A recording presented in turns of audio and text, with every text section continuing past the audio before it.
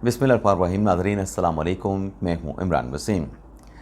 नाज़रीन एग्जैक्टली वही हुआ जिस बात का डर था, और सिर्फ़ एक गलती से बानी तहरीक इंसाफ इमरान ख़ान की मुश्किलात बढ़ गई हैं।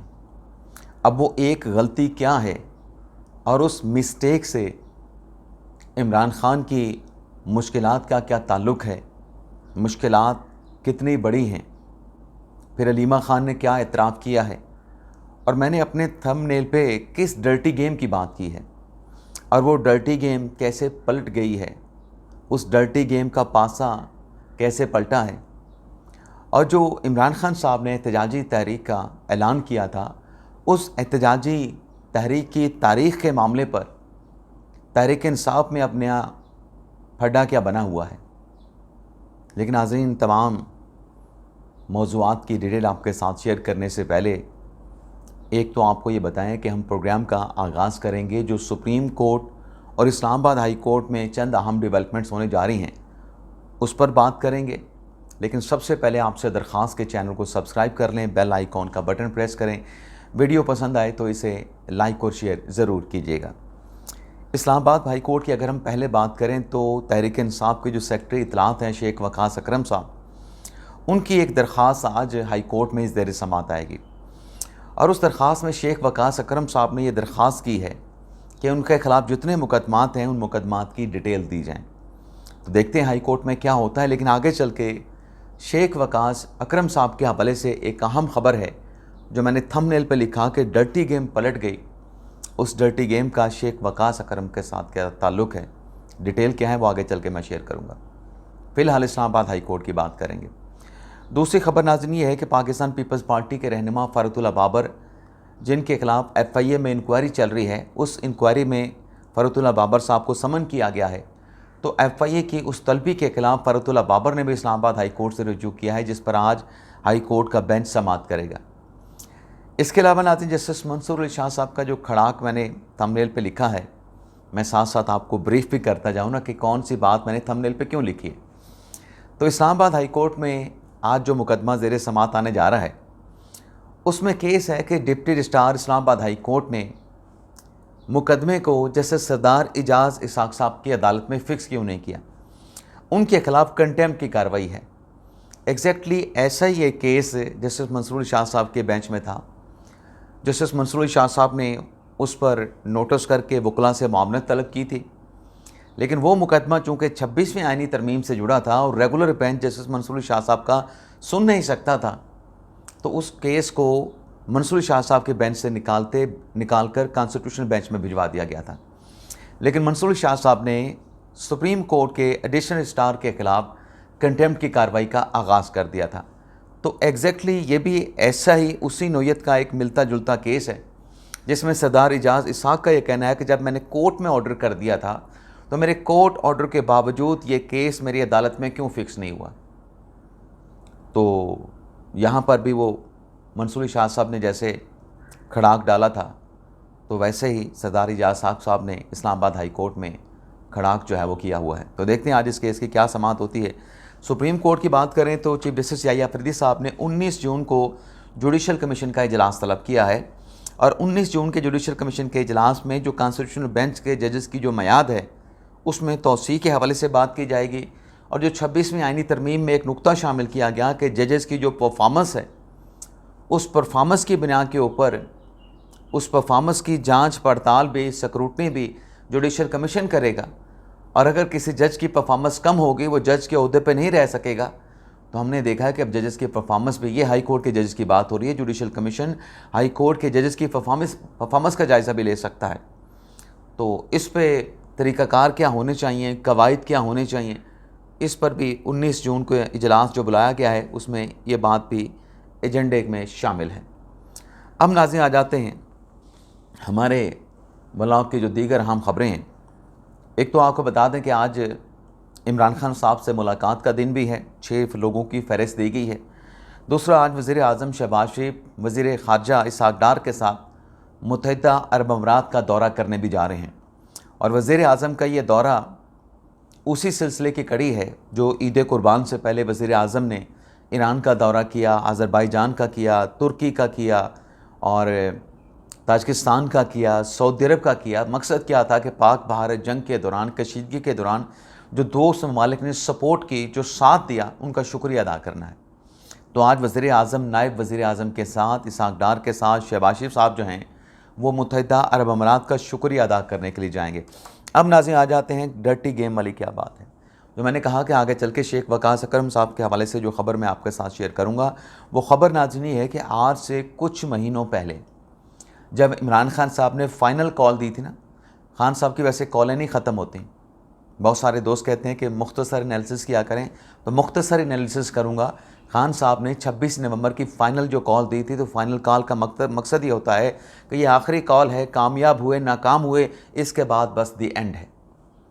अब खान साहब ने फिर एहतजाजी तहरीक का ऐलान करा था, लेकिन उस एहतजाजी तहरीक में खान साहब ने एक और भी हुक्म दिया था 26 नवंबर वाली में, और वो ये था कि जो ओवरसीज़ पाकिस्तानी हैं वो तरसीलात ज़र रेमिटेंसेस पाकिस्तान में ना भिजवाएं। लेकिन खान साहब की उस कॉल पे तहरीक इंसाफ के ऐलानात के बावजूद, ट्विटर पे पोस्ट करने के बावजूद, ओवरसीज़ पाकिस्तानियों ने पहले से ज़्यादा रेमिटेंसेस पाकिस्तान में भिजवाए। दिसंबर को भी सबसे ज़्यादा आए, दिसंबर 2024 में, और जनवरी 2025 में भी ज़्यादा रेमिटेंसेस आए। जिस पे ये सवाल किया गया शेख वकास अकरम साहब ने कि आपने तो रेमिटेंसेस ओवरसीज़ पाकिस्तानियों को भिजवाने से रोका था, लेकिन यहाँ पर तो रेमिटेंसेस जो हैं वो बढ़ गई हैं, रेमिटेंसेस तो पाकिस्तानियों ने ज़्यादा भिजवाने शुरू कर दी हैं। तो उस पे शेख वकास अकरम साहब ने ये जवाब दिया था, ये एक डर्टी गेम थी, पाकिस्तान की मईशत के साथ खेला जा रहा था। ज़ाहिर सी बात है कि अगर पाकिस्तान की मईशत के लिए ये रेमिटेंसेस ऑक्सीजन का दर्जा रखती हैं, तो जब आप इसको रुकवाने की बात करेंगे तो आप पाकिस्तान की मईशत का बेड़ा गर्क करने की बात करते हैं। और ये जो आजकल पाकिस्तान तहरीक इंसाफ वाले कहते हैं कि हम ये बजट मुस्तरद करते हैं, इस बजट में ये नहीं है, इस बजट में गरीब को कुचल दिया गया है, ये तहरीक इंसाफ वाले बजट को मुस्तरद करने के, बजट पे बात करने वाले कौन होते हैं? जब आप इस किस्म की डर्टी कॉल देंगे कि रेमिटेंसेस पाकिस्तान को ना भिजवाएं, आप तो मईशत का बेड़ा गर्क करना चाहते हैं। जब आप IMF को लेटर लिखेंगे, जब आप IMF के बाहर जाके एहतजाज करेंगे कि पाकिस्तान के साथ कोई आपने इकनॉमिक डील नहीं करनी, कोई पैकेज पाकिस्तान को आपने नहीं देना, और फिर आप कहते हैं कि IMF का पैकेज है। जब आपके दौर में IMF की डील हुई थी तो आप जो बजट पेश करते थे, क्या वो IMF का बजट नहीं होता था? ज़ाहिर सी बात है कि जब आप IMF के साथ प्रोग्राम में हैं तो बजट कैसा होगा? IMF को तो अपना पैसा वापस चाहिए, तो बजट कैसा होगा, ये भी फिर IMF का ताल्लुक बन जाता है। मैं दूसरी तरफ निकल गया। अब आप ये देखें कि शेख वकास अकरम साहब से जो सवाल किया गया कि ये तो पैसे पहले से ज़्यादा आना शुरू हो गए हैं, तो क्या ओवरसीज़ पाकिस्तानों ने आपकी कॉल को मुस्तरद कर दिया है? तो शेख वकास अकरम साहब ने कहा कि नहीं, ये जो हमने कॉल दी है रेमिटेंसेस ना भिजवाने की ओवरसीज़ पाकिस्तानियों को, इसके नतायज आप आइंदा से 2 से 4 माह के बाद देखेंगे, ये रेमिटेंसेस कम पड़ जाएंगी। तो अल्लाह का शुक्र है नाजरीन, 2024-25 में ये रेमिटेंसेस, इसमें 29% इजाफा देखा गया है। और इस माह भी, मई के महीने में, इस माह का मतलब जो मई में रेमिटेंसेस आई हैं, उसमें 3 अरब और 70 करोड़ रुपए ओवरसीज़ पाकिस्तानियों ने भिजवाए हैं। और सबसे ज़्यादा पैसे रेमिटेंसेस की सूरत में सऊदी अरब में जो पाकिस्तानी हैं उन्होंने भिजवाए हैं 91 करोड़ रुपए। फिर मुत्तहिदा अरब अमारात में जो पाकिस्तानी हैं, अब ये मज़दूर लोग हैं वहाँ पे ज़्यादातर, उन्होंने जो मुत्तहिदा अरब अमारात में उन्होंने 75 करोड़ डॉलर भिजवाए हैं। बरतानिया में जो ओवरसीज़ पाकिस्तानी हैं उन्होंने 59 करोड़ भिजवाए हैं डॉलर्स।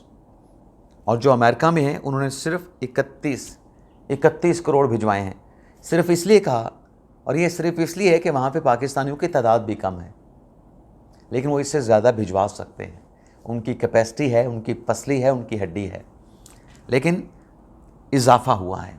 तो ये एक डर्टी गेम भी जो है वो पलट गई है। ओवरसीज़ पाकिस्तानी अपने पाकिस्तान के साथ दिल रखते हैं, मोहब्बत रखते हैं, जज्बा रखते हैं। अब अगली खबर नाज़रीन ये है कि ये जो आए रोज़ मेरा दिल करता है कि इस पर भी मैं एक प्रोग्राम करूं कि खान साहब की रिहाई की, खान साहब ने गेम पलट दी, खान साहब ने जेल से बैठ के ये कर दिया। अगर खान साहब जेल में बैठ के सब कुछ कर रहे हैं तो खान साहब अपनी रिहाई का रास्ता क्यों नहीं खोल सकते? अब रिहाई की बार बार बातें की जा रही हैं कि खान साहब जल्द रिहा हो रहे हैं, तो अलीमा खान साहब ने कह दिया है, अलीमा खान साहब ने एतराफ़ कर लिया है कि कोई खुशखबरी नहीं आ रही। अब ये स्टेटमेंट अलीमा खान साहब ने क्यों दिया है? उसकी वजह यह है कि अलीमा खान साहबा को इमरान खान साहब की रिहाई क्यों नहीं नज़र आ रही। इनके आपस के इख्तलाफात इतने ज़्यादा हैं। अब आप देखें कि इमरान खान साहब ने एहतजाजी तहरीक का जो ऐलान किया है, उस एहतजाजी तहरीक को लेके कल फैसल चौधरी साहब जो कि इमरान खान साहब के वकील रहे हैं, उनकी तरफ से एक ट्वीट किया गया। अब ट्वीट क्या किया गया फैसल चौधरी की तरफ से? सिर्फ इतना कहा गया कि हम कारकुनान इंतज़ार में हैं। इमरान खान साहब ने जिस तहरीक का ऐलान किया है, पार्टी के जो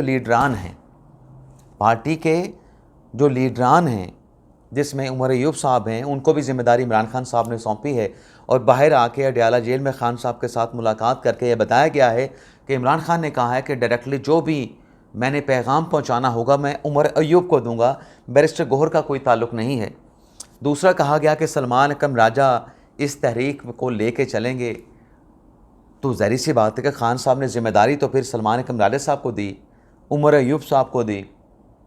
तो यही ट्वीट उन्होंने किया कि ये हमारी जो क़यादत है, उमर अयूब साहब हैं, सलमान अकरम राजा साहब हैं, ये डेट दें और बताएं कि कैसे हमने खान साहब की रिहाई के लिए बाहर निकलना है, कब निकलना है।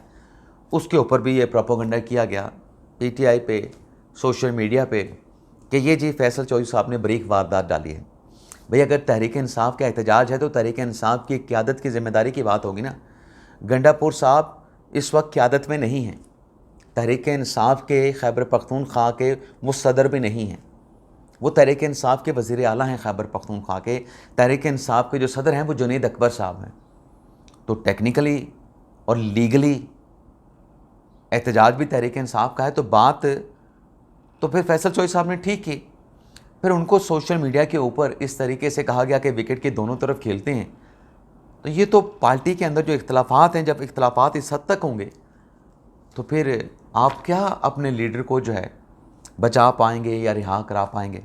और अलीमा खान साहब ने ख़ुद भी वही बात की जो फैसल चौधरी साहब ने की कि पार्टी की क़यादत ने, हमें नहीं मालूम कि इमरान खान साहब कब रिहा होंगे।